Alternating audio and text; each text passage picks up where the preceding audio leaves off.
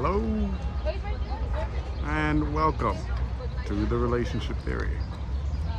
Here we take difficult emotions in and we talk them out like they are regular conversations, transforming fear into sex. Ooh, this one's gonna be a rough topic. See, I've been out on a walk today. Just a second.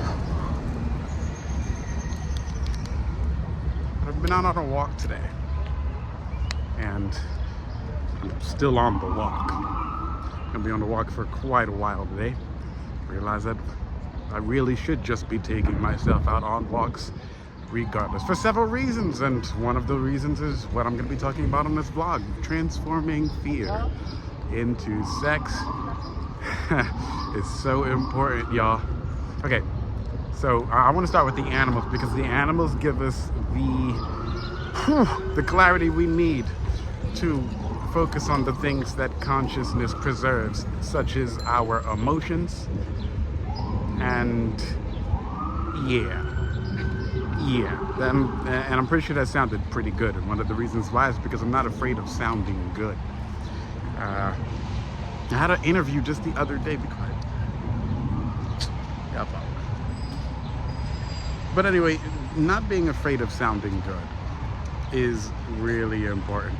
And part of the reason for that is because, well, let's define good for a moment.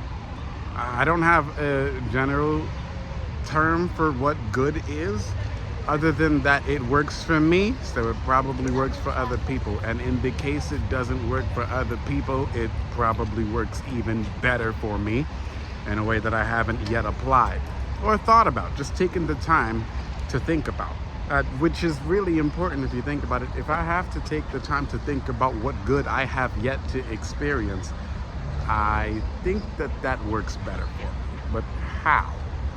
Well, the general definition of good is going to explain that by the way that I take the time to think about how to apply the good I've yet to apply. But anyway, not being afraid of taking the time to define that good is where the fear into sex comes from. Why? Because generally sex is good.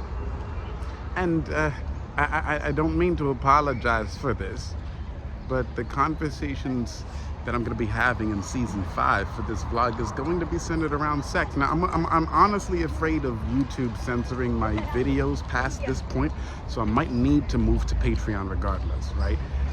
I might need to take the preview of my vlogs to a whole nother level. Like, I will show you the topic through a minute and then let the whole video play out on my Patreon. So people are going to have to move to Patreon if you want the general discussion of my vlogs, because I don't want the censorship. I don't expect the ads, so I don't expect to get paid for censored content. That's just not going to work for me. So anyway, barring my fear of censorship, I expect to get paid for this part of the conversation. What does this all have to do with turning fear into sex? The idea is this: if we look at how animals are typically afraid for their survival, they use the instinct that comes from fear to live. When you turn the importance of sex into a dynamic energy that allows you to reproduce the things you want to preserve, you find that the things that you're afraid of are not generically threatening to your life. It's threatening to the principles that you wish to uphold in this life. And that is what we're going to be tackling in season 5. This is going to be varied. It's going to be a discussion of variety, honestly, because in my book You Are You, we talk about how just sex energy in general is this dynamic and vibrant source of energy that we've yet to apply to a civilization that is in dire need of a revolution. Not evolution, but revolution, because once you get to a certain point about sex, you understand that sex is not about evolution, it's about transformation and transmutation. Because transformation is, I suspect transformation is an external aspect, something that you can visually see that turns into something over time. But transmutation is something that you cannot see, but turns into something over time. That's what we're going to be wanting to work on. That's what turning fear into sex is, because like I said just a little earlier, the fear in sex is that we're not using the vibrancy.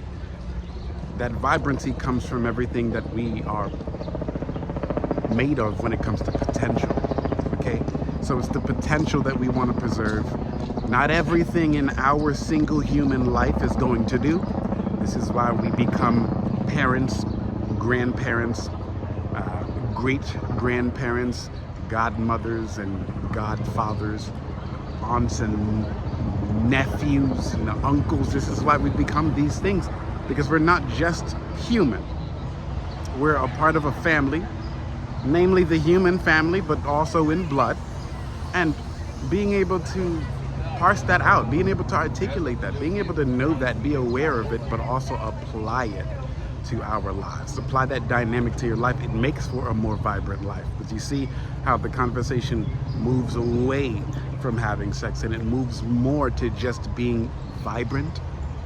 So that's this episode of The Relationship Theory. Enjoy your day. And if you're out on a walk, enjoy your walk.